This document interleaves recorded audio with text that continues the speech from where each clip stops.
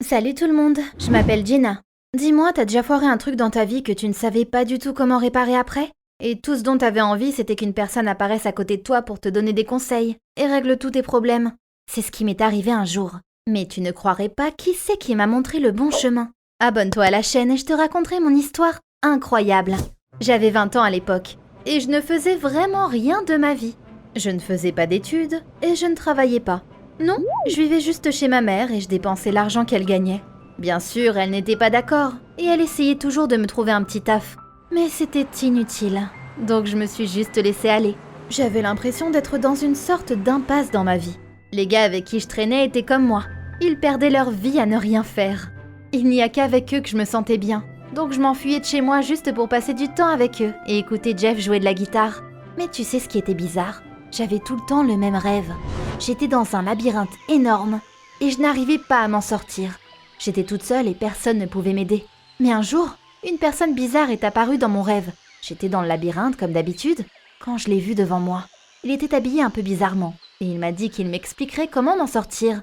Quand je me suis réveillée, j'avais l'impression que tout allait bien se passer. Le lendemain, je suis allée voir mes potes comme d'habitude. Quand je les ai vus discuter de quelque chose, tout excités. Je leur ai demandé ce qui s'était passé et ils m'ont dit que Jeff avait gagné des billets pour le Mexique. Ce qui était encore plus cool, c'est qu'il m'offrait de les accompagner dans la péninsule de Yucatan. Et là, j'ai eu une sensation très étrange, comme si ce voyage allait changer ma vie.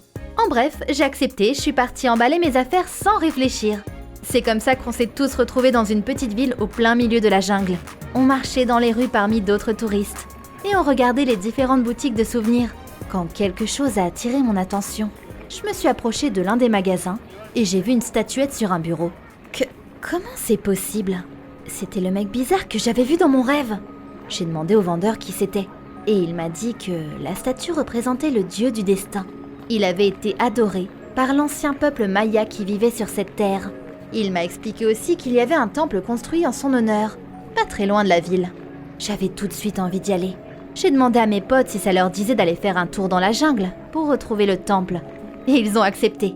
On a passé la nuit dans un petit hôtel. Et le lendemain, on a laissé nos affaires dans la chambre avant de partir à l'aventure. Enfin, aventure. On n'en avait pas trop pour longtemps normalement. C'est ce que je me disais du moins. Jusqu'à voir que la route était envahie par la végétation. C'était clair que personne n'y avait mis les pieds depuis un bon moment.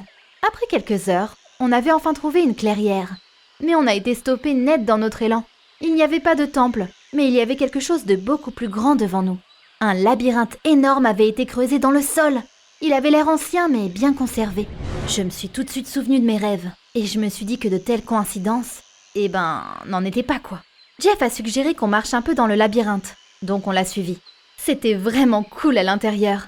Dire que les murs qui nous entouraient étaient vieux de plusieurs milliers d'années. J'en avais la chair de poule rien qu'en y pensant. On a continué, mais on avait l'impression qu'il n'y avait pas de fin à ce labyrinthe. Au bout d'un moment, Jeff a finalement décidé qu'il était temps d'arrêter et de faire demi-tour. Donc on a fait demi-tour vers la sortie. Mais elle n'était pas là. Je me sentais pas très bien à ce moment-là. On s'était bien perdu visiblement. Mes potes sont vite devenus stressés aussi. On a commencé à chercher un moyen pour sortir.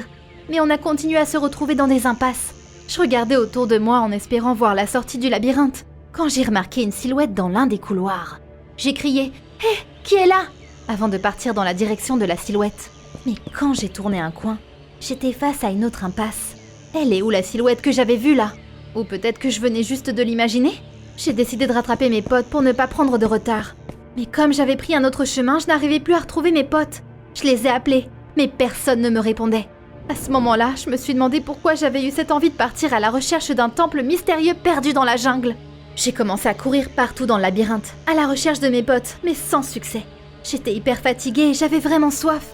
Puis j'ai entendu mes potes de très près. Ils étaient juste derrière le mur. Jeff disait « Je ne veux plus la chercher, c'est de sa faute. Après tout, c'est elle qui nous a traînés ici. » Et ils ont continué. J'ai écouté leur voix s'estomper et je ne pouvais pas croire qu'ils m'avaient laissé tomber. C'était horrible que mes potes m'aient fait ça. La force m'a quittée. J'ai abandonné et je me suis assise contre le mur. Je me suis assise là et j'ai regardé le ciel. De gros nuages d'orage pendaient au-dessus de moi. Quelques minutes plus tard, il s'est mis à pleuvoir. Il pleuvait vraiment des cordes. Super, pile ce dont j'avais besoin. Puis j'ai remarqué que j'étais assise dans une flaque d'eau. L'eau dans le labyrinthe commençait à monter. Et avant même que je m'en rende compte, ça m'arrivait déjà jusqu'aux genoux. Je me suis dit que je devais aller quelque part de plus haut parce que je n'étais pas une très bonne nageuse. Quand je ne sentais plus le sol sous mes pieds, je me suis accrochée au bord du mur et je suis montée dessus. J'espérais pouvoir voir la sortie d'en haut. Mais comment ça? Le labyrinthe était sans fin. Il n'y avait aucun moyen de s'en sortir. À ce moment-là, je n'avais plus aucune force pour aller nulle part. Donc je me suis juste assise en haut et j'ai commencé à attendre de l'aide. Je n'ai même pas remarqué que mes yeux se fermaient et je me suis endormie. Quand je me suis réveillée, il n'y avait que l'obscurité tout autour de moi et les couloirs interminables du labyrinthe. L'eau était déjà retombée et il y avait un silence absolu. Et là, j'ai vu une lumière pas très loin. Elle venait d'une pièce dans le labyrinthe. J'ai sauté par terre et je suis allée voir ce que c'était. Je m'approchais et j'ai finalement trouvé l'endroit d'où venait la lumière. Mais j'hallucine. C'était le salon de ma maison. J'étais assise sur le canapé et ma mère était à côté de moi. Je me souvenais parfaitement de ce moment, même si c'était il y a déjà quelques années. Je venais juste de terminer le lycée et je faisais rien. Ma mère m'avait engueulée parce que je n'avais pas voulu poursuivre mes études. Tous tes camarades de classe sont partis à la fac ou dans une bonne école. Tous sauf toi, m'avait-elle dit. J'ai dit à ma mère que tout ça ne m'intéressait pas et que je n'allais pas passer ma vie à faire quelque chose que je n'aimais pas. Mais ma mère avait dit que si je ne bougeais pas, je n'irais nulle part. Là, elle s'est retournée et m'a regardé droit dans les yeux. C'était effrayant et je me suis réveillée. J'étais toujours assise sur le mur du labyrinthe et il faisait sombre tout autour. J'ai compris que je venais d'avoir un rêve, mais il m'avait paru tellement réel que j'ai décidé de ne plus dormir. C'est là que j'ai remarqué que quelque chose avait changé dans le labyrinthe. J'entendais des sons et je voyais des ombres bizarres dans les couloirs. Ou peut-être que j'étais encore en train de rêver, ou que j'étais en train de devenir folle. En plus, j'avais incroyablement faim et soif. Je n'avais plus aucune force. Je sentais que si je m'endormais une fois de plus, je ne me réveillerais peut-être pas plus tard. Je suis descendue du mur, d'une manière ou d'une autre, et j'ai commencé à errer dans les couloirs du labyrinthe. Je ne suis pas allée bien loin, quand j'ai entendu des voix familières.